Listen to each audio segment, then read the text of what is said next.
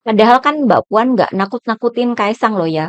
Malah Mbak Puan memuji hasil survei itu. Katanya bagus. Dipuji kok malah jadi kelihatan kurang pede dan kemudian lari ke PKS seakan banting harga di PKS.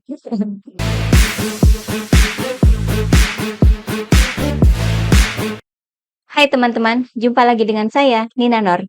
Bersama kita akan mengulik-ngulik dunia politik, terutama soal pilkada.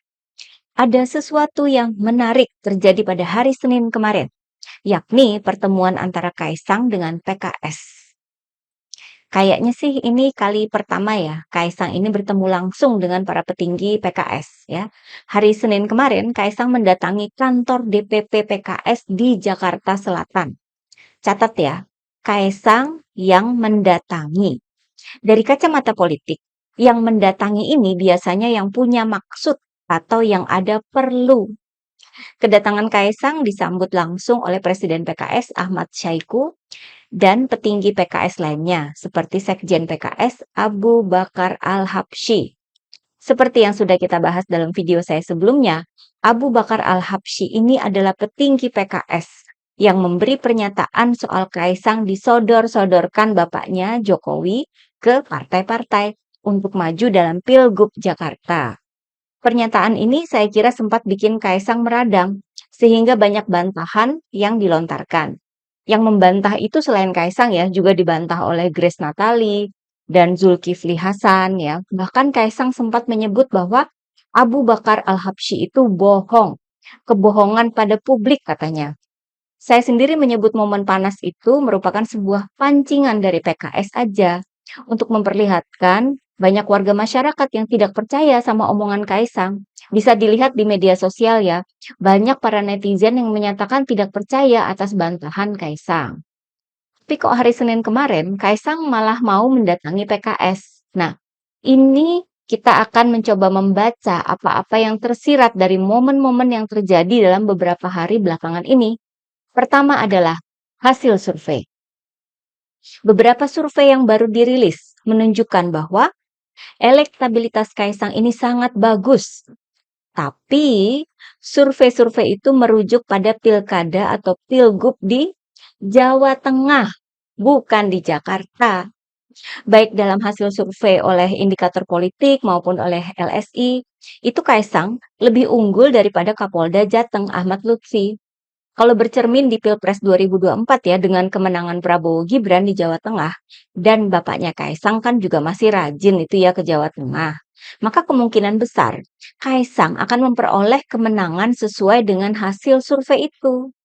Apalagi ada reaksi dari Puan Maharani yang cukup mengejutkan dalam menanggapi hasil survei-survei itu. Bahwa menurut Puan, Kaisang juga jadi salah satu pertimbangan dalam Pilkada Jateng. Kata Puan, juga ya, nggak apa-apa bahwa Kaisang mengungguli kader PDIP dalam hasil survei, serta hasil survei itu bagus katanya buat Kaisang. Mungkin partai-partai politik lain itu berharap PDIP akan panik ya dengan hasil survei Kaisang di Jateng ya. Namun ternyata Puan Maharani menyikapinya dengan tenang dan terbuka ya. Iya dong, masa gelagapan?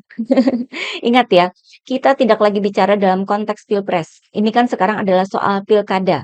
Di mana Mbak Puan selaku Ketua DPP PDIP bidang politik itu saya kira akan menghadapi pilkada ini dengan ketenangan dan perhitungan yang matang. Nggak akan terpancing atau emosional. Cool gitu ya. Coba semua politikus setenang Mbak Puan ya. Reaksi Puan Maharani terhadap hasil survei Kaisang itu mencerminkan kematangan berpolitik. Waktu bulan puasa itu kan kita saksikan sendiri keakraban Puan Maharani dengan para petinggi partai-partai yang mendukung Prabowo dalam sebuah acara buka bersama di rumah ketua tim sesnya Prabowo, Rosan Ruslani. Artinya, Puan Maharani ini punya hubungan baik dengan partai-partai lain.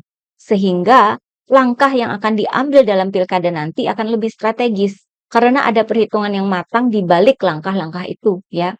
Termasuk ketika Puan Maharani memberikan reaksi positif terhadap hasil survei Kaisang di Jawa Tengah. Reaksi yang tenang dan menghanyutkan. Bikin Kaisang tergoda untuk maju di Pilgub Jawa Tengah kan? Saya yakin ya di pihak keluarga Pak Jokowi itu sangat mau untuk memasang Kaisang di Jawa Tengah. Bahkan, Gibran meminta Kaisang untuk segera menemui Puan Maharani.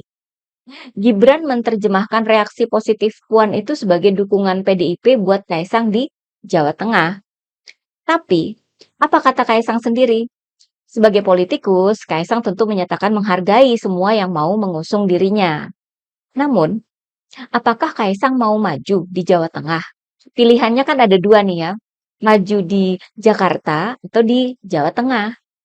Sebelum ini kan Kaisang menampakkan antusiasme untuk maju di Pilgub Jakarta. Bahkan di awal-awal itu kan katanya mau duet sama Anies Baswedan, karena merupakan pilihan yang realistis. Namun kemudian, Kaisang bilang bahwa dia dan Anies itu berbeda, sehingga nggak jadi mau duet sama Anies katanya. Sikap pelin-pelan semacam ini saya kira karena Kaisang sebenarnya itu masih bingung, mau maju di Jateng atau di Jakarta. Walaupun kakak Kaisang ya, Gibran, katanya nggak setuju kalau Kaisang itu maju di Pilgub Jakarta. Ini ya, dia ucapkan pada hari Senin kemarin.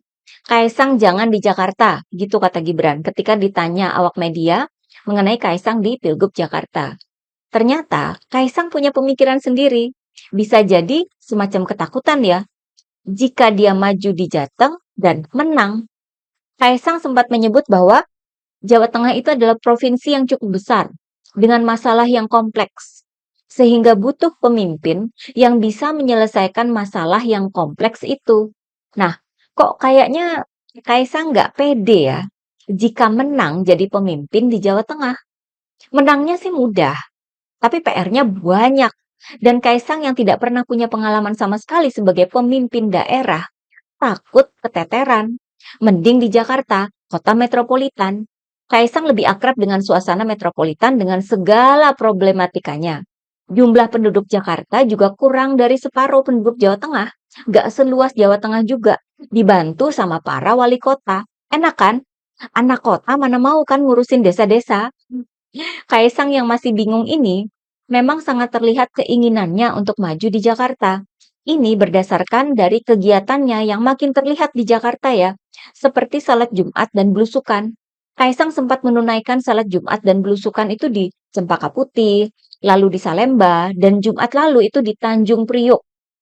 Walaupun Kaisang tetap membantah bahwa kegiatannya itu berhubungan dengan pilkada. Kaisang tidak bisa menahan diri ya untuk tidak menunjukkan keinginannya maju di Jakarta. Dan akhirnya Kaisang pun mau mendatangi markas PKS. Padahal beberapa hari sebelumnya sempat panas-panasan sama petinggi PKS. Kok mau sowan ke PKS? Saya kira Kaisang sedang berusaha meningkatkan elektabilitasnya di Jakarta ya, supaya bisa seperti di Jawa Tengah. PKS merupakan partai pemenang di Pilkada Jakarta sebelumnya. PKS ini tahu seluk-beluk Pilkada Jakarta. Tapi kan PKS sudah menyatakan bakal mengusung pasangan Anies dan Sohibul Iman. Nah, dalam pertemuan dengan PKS kemarin, ternyata Kaisang dengan belak-belakan menyatakan bahwa harusnya PKS mengusung Sohibul Iman menjadi calon gubernur, bukan sebagai calon wakil gubernur untuk Anies, melainkan maju sebagai calon gubernur. Ini menurut Kaisang lebih elok buat PKS. Iya, betul, lebih elok dan lebih membuka kesempatan buat Kaisang jadi calon wakil gubernur kan. Kelihatan ya keinginan Kaisang yang menggebu untuk maju di Jakarta. Padahal di Jawa Tengah udah sangat terbuka dan sangat besar kemungkinannya untuk menang. Sudah dipuji loh sama Mbak Puan Maharani. Tapi habis dipuji Puan, Kaisang kok malah kicep. Malah jadi kelihatan gak pede. Ketidakpedean ini juga tercermin dari pernyataan partainya Kaisang ya, PSI. Melihat hasil survei yang menduetkan pasangan Ahmad Lutfi Kaisang di Jawa Tengah, PSI malah memberikan reaksi yang negatif ya. Katanya itu tidak bisa dijadikan sinyal bahwa keduanya akan dipasangkan. Kaisang malah lari ke PKS. Padahal kan Mbak Puan nggak nakut-nakutin Kaisang loh ya. Malah Mbak Puan memuji hasil survei itu. Katanya bagus.